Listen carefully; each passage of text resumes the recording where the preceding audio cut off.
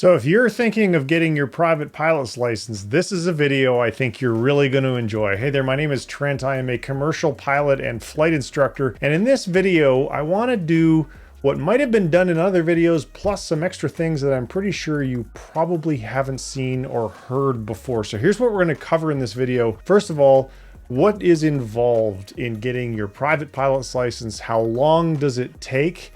Why is now such a good time to become a pilot? How to choose a school and an instructor, and there's some super important caveats that I'm going to cover in that section of the video. And then finally, we'll wrap up with the biggest mistakes that I see people making that cause them to take a lot longer than they need to spend a lot more money than they need to, and to experience a high level of frustration that might even lead to them giving up along the way.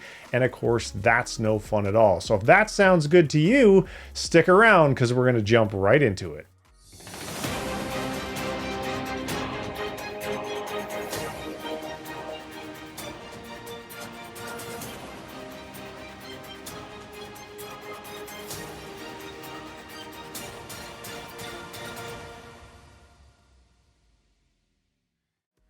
So the private pilot's license is the starting point of your aviation journey, and it can open a world of opportunity to you. Maybe you'll just stop there and fly for fun and take your friends for a ride or go fishing or do whatever it is that you'd like to do, but know that there's a lot more opportunity awaiting you, and now is an incredibly good time to take advantage of that opportunity. So most commonly, when people get a private pilot's license, the next thing they're probably going to do is get an instrument rating.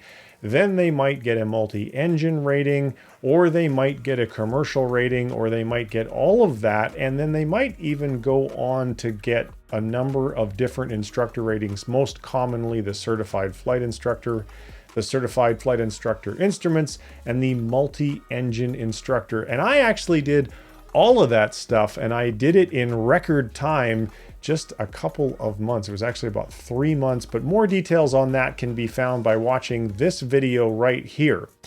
So I want to talk a little bit about, for the folks who are thinking about becoming a private pilot, and maybe you're kind of thinking about the being a pilot your profession as opposed to just a recreation. So know this, there has never been a better time to become a commercial pilot, and the reason for that is very simple. There are mass waves of existing pilots that are retiring, and so that is creating a significant pilot shortage. So that demographic shift, and combined with what happened with COVID, just caused a huge pilot shortage, and that means that the airlines are more desperate than ever to hire pilots, and they're paying pilots more than they ever have. As an example, and I've covered this in another video, that's the reason I decided to do a Career 2.0, and I fully expect to earn 6 figures in my first year with an airline. So if that sounds interesting to you, again, watch the video that I referenced earlier. There'll be a link down in the description, and know that the private pilot's license is the very first step in that journey. Now, let's talk a little bit about prerequisites. So you do need to be 17 years of age. You need to have a minimum of a category 3 medical. Now, if you are thinking about becoming a commercial pilot at some point in time, I would encourage that you get your first class medical right from day one, because if you can't, for whatever reason, if you can't get a first class medical, then becoming a commercial pilot is simply not going to be an option for you. So that's a good thing to know well in advance. You do need to be able to speak, read, and write English. And of course, I'm in the United States, so I'm talking about all the FAA's rules. So if you're in a different country, of course, you're going to have to do your own research to make sure that you understand the differences between what I'm explaining in this video and your particular country.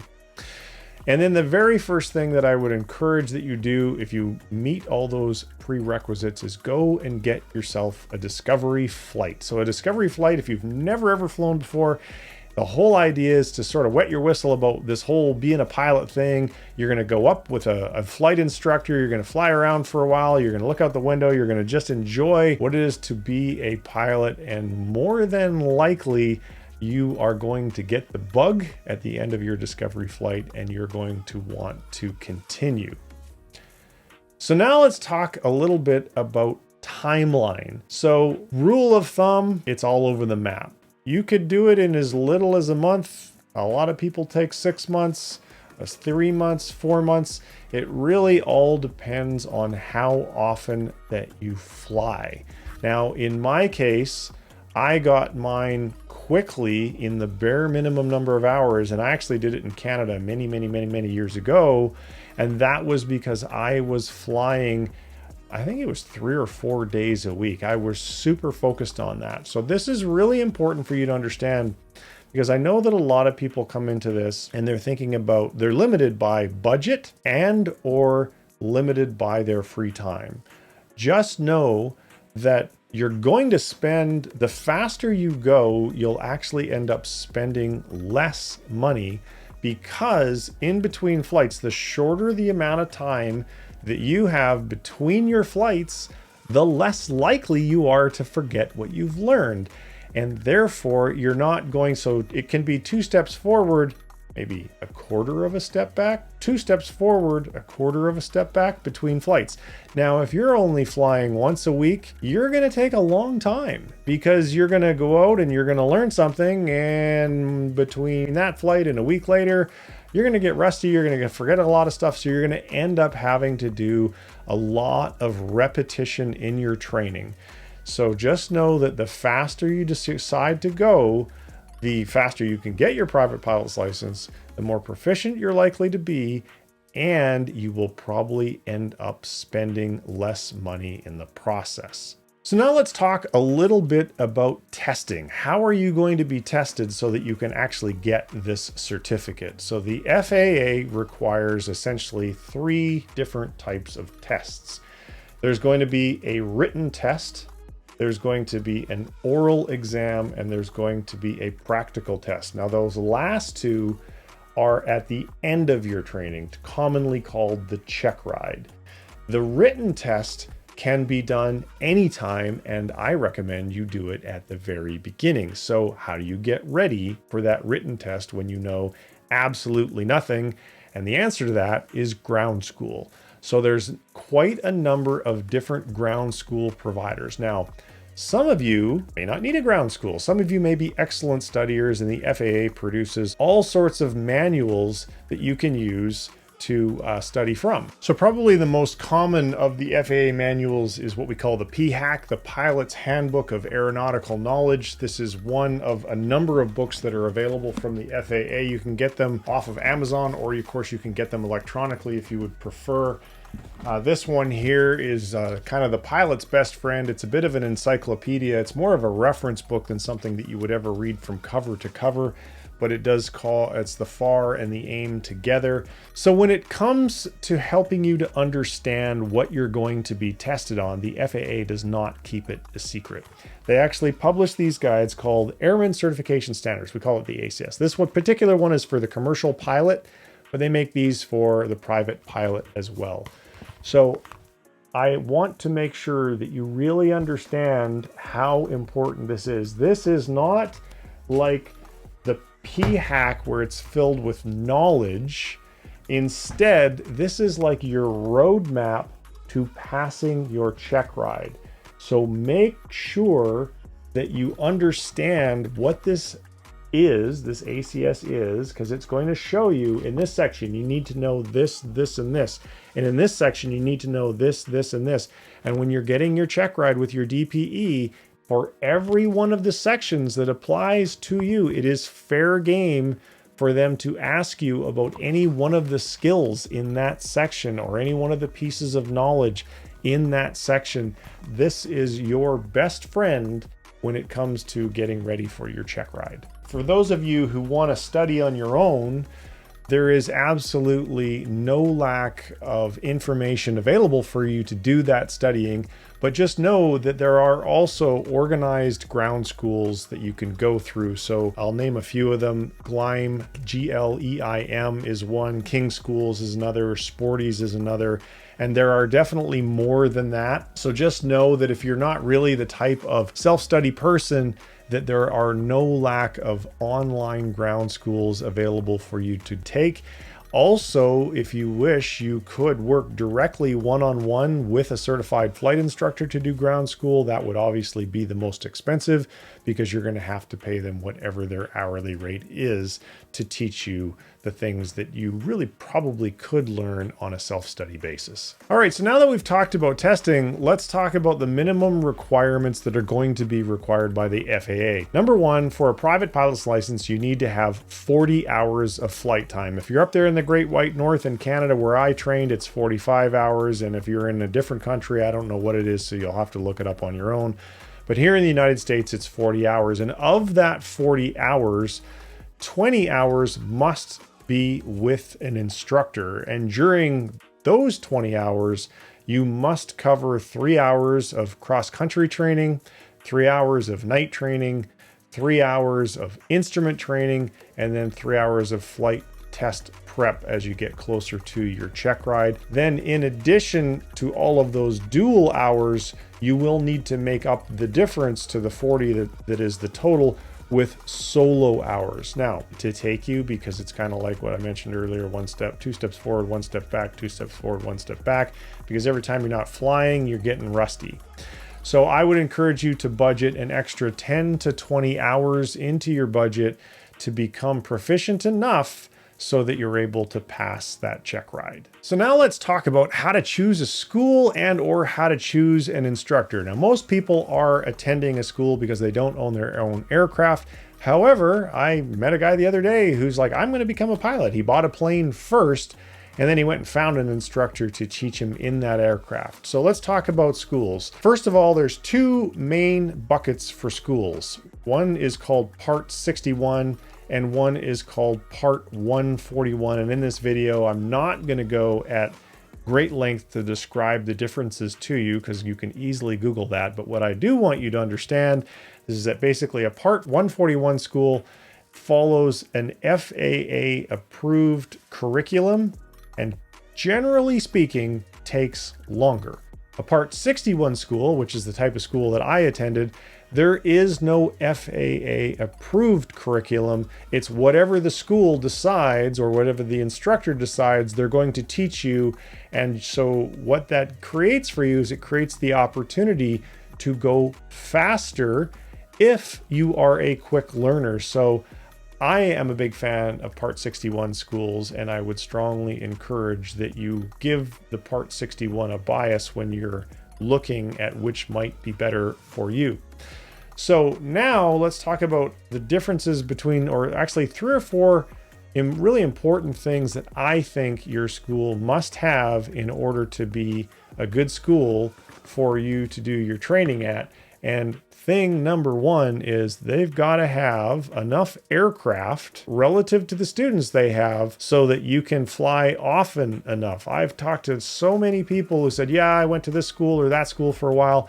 And the biggest problem was I couldn't book the aircraft often enough, and it really slowed me down. So how do you figure this out? Hang out in their parking lot, talk to people who are coming out of the building, ideally they're students, and ask them, hey, how often are you flying? Are you ever finding yourself where you can't book a plane because, there's just not enough planes to go around? If you're hearing a lot of people say that, you might want to give a second thought to go attending that school. Thing number 2, airplanes require maintenance, and they require a lot of it. And especially in schools, they're going to go through those 100 hours, requiring the 100-hour inspection on a pretty regular basis. So ideally, not mandatory, but ideally the school has its own in-house mechanics and shop, and they can do that stuff on their own. And that is going to allow them to have less downtime on their aircraft. The next best thing is they have a cozy relationship with an aircraft maintenance facility. For example, the school here in Nampa, Idaho that I often teach out of, that is the case with them. So that maintenance facility is working closely with the school to make sure that the planes, when they require the 100-hour inspections, have a minimal amount of downtime. Number 3, or actually it's kind of like 3.5, is weather. So make sure, obviously when the weather's bad, you can't fly. And in the winter, that can be much more of an issue than it is in the summertime. So just keep that in mind. You want to be training in a place that has as many sunny days as possible. And so if you don't live in an area like that, you may want to consider doing what I call sprint training, where you would go ideally you'd go there and just finish. So you'd, live there for a while. But if that's not an option for you, maybe you have a form of employment or your life is such that you could go for a week and then come home for a bit and go for another week and come home for a bit and really take advantage of that compressed amount of training, or doing a lot of training in a short period of time. But if that's not an option for you, then, you'll just have to work with whatever you've got. Now, number 3 is more important if you are looking to accumulate multiple ratings like I did. For example, in my case, I got 7 ratings in 91 days. I would not have been able to do that without access to DPEs, designated pilot examiners. These are the independent contractors that work with the FAA to give the flight tests or the check rides that you're going to have to do. Now, if you're only getting your private pilot's license, then it's not as big of a deal because you're not stacking ratings. But just know, I have heard in some cases where people are waiting 4 months for a check ride. So that means they're doing all this flying and getting proficient and being signed off by their instructor, and then they've got to wait 4 months for a check ride. I haven't heard of any that are much longer than that. So that's sort of like a worst case scenario. But you're going to lose all of that proficiency during that 4 months, which means you've got to do more flying to maintain proficiency, which means you're spending more money. So ideally, you're finding a school and you're talking to students at that school and you understand what the average wait time for a check ride with a DPE is. Shorter is better. And then the last thing is a approved FAA flight simulator. Now, in the private pilot's license, it's not as important, but again, if you're going on to other ratings, it's definitely become more critical, especially in the instrument rating and the commercial rating, because the FAA does allow you to have up to 20 hours of your instrument rating and then up to 50 hours of your commercial rating. So those two overlap. So in my case, I had 20 hours during my instrument rating that I did in a simulator, plus another 30 hours in my commercial rating that I did in a simulator. And that really, really helped me to save a whole lot of money. Plus, simulators don't care what the weather is doing, so you can go and fly on bad weather days. If you don't have access to a simulator at a school near you and you like everything else about the school and you're working on your private pilot's license, I would say, hey, go for it. That's just fine. The other thing that I would really encourage you to do is get yourself a copy of Microsoft Flight Simulator, because you can learn a great deal from that simulator. It's not an FAA approved simulator. You cannot log the time that's in it, but you also don't have to pay an instructor to teach you in it. And so if, for example, you're wanting to become really proficient with a Garmin G1000, it's very easy to do that in Microsoft Flight Simulator. So when I went to the school that I attended, I had never used a Garmin G1000 in a real aircraft, but I'd used them extensively in Microsoft Flight Simulator. So that wasn't an issue for me. That wasn't an additional learning curve that I had to deal with when I was flying the airplane and paying those high prices per hour to fly the airplane. So that's definitely something that can be very, very valuable for you and helping you become proficient without burning a huge hole in your wallet. So now that we've talked about schools, let's talk about instructors. Thing number 1 that I would encourage you to ensure is that you have good communications and rapport with your instructor, because let's face it, you're going to sit beside them in that cockpit for a long time. And if you don't really enjoy that person for whatever reason, it's really going to take the fun out of your flight training. Ideally, you want to have a really great bond with your instructor or instructors if you're using more than one, so that every hour that you're spending in the aircraft is an enjoyable hour. The other thing that I would strongly encourage you to do, and this is especially if you are interviewing an independent instructor, is make sure that you understand how they're going to handle the process of your training. And I use the process word very, very purposely, because in my case, I'm a very process-oriented individual. And so I have a written syllabus that I take my students through step by step by step. And I created it to align with what the FAA expects. And the reason that I did that is I wanted to make sure that I was giving my student the best experience and that I was ensuring that I was not going to be neglectful and miss anything that they needed to be trained on, so that if you do that correctly, you know exactly what you're going to be doing in every flight in the aircraft, as opposed to just kind of randomly flying around today. As much as randomly flying around today sounds a bit odd, it does happen from time to time. In my time as an instructor, I've already talked to students who have they've got way more hours than I would expect that they would have had, and they still don't have their private pilot's license. And I'm like, well, what are these instructors doing with you? And sometimes the answer was, well, we just kind of flew around a lot. And maybe they were training on some things too often, or repeating some things more than they need to be repeated, or I'm not exactly sure what that was.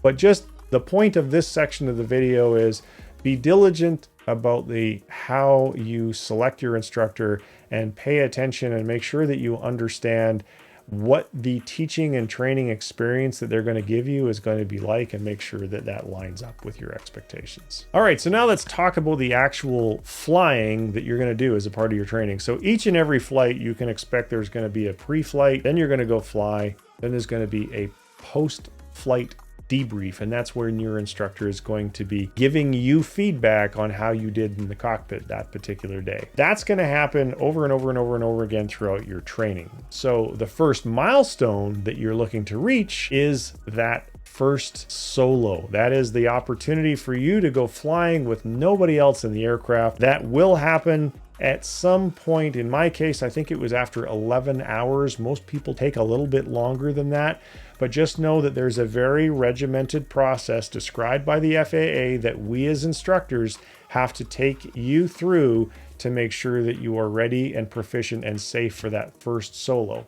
So that's big milestone number one, but the learning definitely does not end there. In addition to the first solo, then you're going to get trained on planning cross-country flights. There's some really great tools that make it pretty easy to do, like a tool called 4Flight, which is referred to as an electronic flight bag.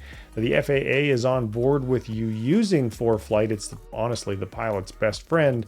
But when you get your check ride, if you can't explain the difference between true course and true heading, and you don't know what an isogonic line is, and you don't know what a magnetic heading is, and all that kind of stuff, you're not going to do well. So you need to understand kind of the old school way of how it was done on paper with plotters and so forth, to make sure that you can explain that during your check ride. You're also going to be tested or trained on things called short and soft field takeoffs and landings. Those are different than regular takeoffs and landings. You're going to need to learn how to fly what's called under the hood. There's these things called foggles that limit your view out of the cockpit, so that you have some basic level of instrument proficiency, so that on the off chance you ever found yourself in a situation, maybe at night when you were taking off with a pitched up attitude and you couldn't see the horizon, you need to make sure you're keeping your wings level and you're monitoring your airspeed so that you don't stall the aircraft and cause a serious accident. You're also going to be trained to fly at night. Things are different at night. Your ground references that you would see during the day aren't there. There's some illusions that you're going to have to become comfortable with. You're going to be trained on advanced communications, talking to the tower, talking on the radio, talking on the CTAF, all that kind of stuff. You need to be a good communicator in the air. And then, of course, emergency procedures, because things can and do go wrong. And you need to know, well, if my engine quits right now, what am I supposed to do? And there's processes for all of that stuff, so you can expect to be trained on that. And then finally, you can expect to actually go and fly those cross-country flights and not get lost. So it's one thing to plan it,